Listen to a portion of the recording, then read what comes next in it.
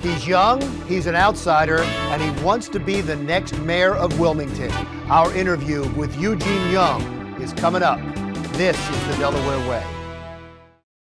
Welcome to the Delaware Way. I'm Larry Menti. We have a mayoral election coming up in Delaware. There have been a series of debates so far. They will continue.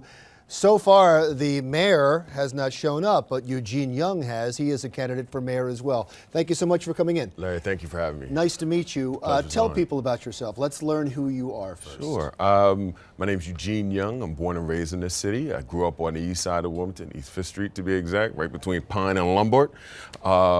Went to St. Thomas the Apostle School, small school at Bancroft Parkway. Went to St. Mark's, got a scholarship for soccer, as we were talking about earlier. Actually, it's basketball. I'm joking with you.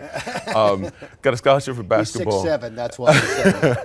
Got a scholarship for basketball. I picked up 2 degrees, information systems, sociology, and I came back home to Wilmington and realizing there's major issues within our city. And so instead of talking about it, at the age of 22, me and 2 close friends of mine, we put up our own money. We went flat broke because 3 of us put up $30,000 between the 3 to create a nonprofit organization to help out kids that weren't even ours. And because we understood this need for service within the community. And that is kind of the beginning of this greater idea of service.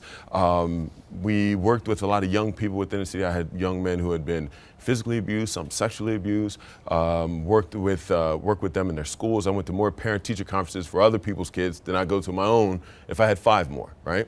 And from that, we're able to take a lot of young men some were doing well, some who are needing some help.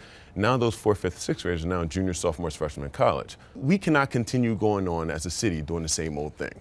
We need someone who has a comprehensive viewpoint of how we can impact our city. I think the question I'd like to ask is, why do we continue to do the same thing for so long and get these same results? So for me, I want to take my background, my experience, and bring them forth in the city and provide options, opportunities, and solutions. That's what my life's been about. So I don't want to put words in your mouth, but it seems like what you just said is you've tried public office holders all these times. You've tried people who are part of the system, and the system hasn't changed. There's only one candidate that's not a part of the establishment on the stage. There's only one candidate that has not been a part of the Delaware Way, the political way within the city of Wilmington. And that's me. I'm the only one. I am the only candidate outside of the establishment. And so for me, I'm here today just saying that we have to start looking at outside ways to find solutions. And my background and experience in all those different areas has led me to an understanding of what we can do to move forward. I'll give you an example in how we have to think outside the box. I created a partnership recently, right? A partnership that provided 3,000 kids in this city, close to a third of the children within our city, with 10 free books each. It was a coordinated effort that we brought in close to a couple $100,000. 3,000 kids, 10 free books each of their choice, 8 different schools. So these things are solutions that are outside the box without using any government resources. They're great, but everybody has successes. It doesn't mean that you're necessarily going to be able to translate it into being mayor. And here's one of the things, is that the current mayor was an office holder. Mm-hmm. He was a state representative, and he ran, and he was considered an outsider. Mm-hmm. And when he came in, he had a difficult time dealing with the council because he was an outsider. Well, you're coming in without ever holding office. Wouldn't you have the same problems? Absolutely not. Because first thing is, I wouldn't consider Mayor Williams an outsider at any point of time. The council did. I wouldn't. I think it all starts with relationships. And relationships are not determined based upon one's previous political status. Relationships are built every day. I work with council people all the time. I know everyone running for it, because we're going to have a new council no matter who's in. Right. We have, 6 or 7 new seats coming in. So I have these relationships with them now, and I'll continue to nurture them. Relationships are not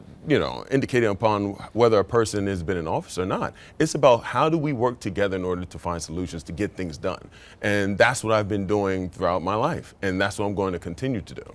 Wilmington has a lot of problems. Yes, it does. But it seems to me that all of the problems relate to and stem from the public safety problem, the crime problem. It affects the image of the city, it affects the schools, it affects businesses coming here, and therefore it affects the economy. Absolutely. First of all, do you agree with that, and how are you going to be able to tackle that? When it comes to public safety, we have to work around the policing aspect of it. How do we make sure our police force has the resources that they need? How do we make sure that we have a a more accountable, transparent police force? How do we make sure that we have a better relationship? How do we bridge the gaps between community and police? This is a major issue. How can I give you a call and tell you that there's someone doing drugs or selling drugs on my corner when I don't even have a relationship with you, and I'm scared of you half the time?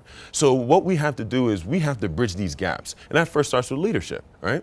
Then secondly, we have to understand the fact that we have many men and women within our city who have issues with addiction, issues with mental health. Being able to get them the resources they need. We have to have a stronger, and that's why I brought up earlier, the idea of relationships. We have to have stronger relationships and build common bonds between DHSS, DOE, because I can tell you this as having a nonprofit organization. You go to a fourth grade teacher in any school in the city, and he or she can tell you what child is more likely to be a victim or perpetrator of crime. So we have to be able to meet these young people at a head and be able to provide them with the resources and intervention that they need, because in many cases, for every killing, every shooting, every stabbing that we have goes on in our city, and many times there are kids that see this. And we have young people within our city today that have seen more in their neighborhoods than some soldiers on the battlefield. And so what we have to do is meet them early and help them to understand that this isn't normal. Make sure that they have resources such as community centers and safe havens.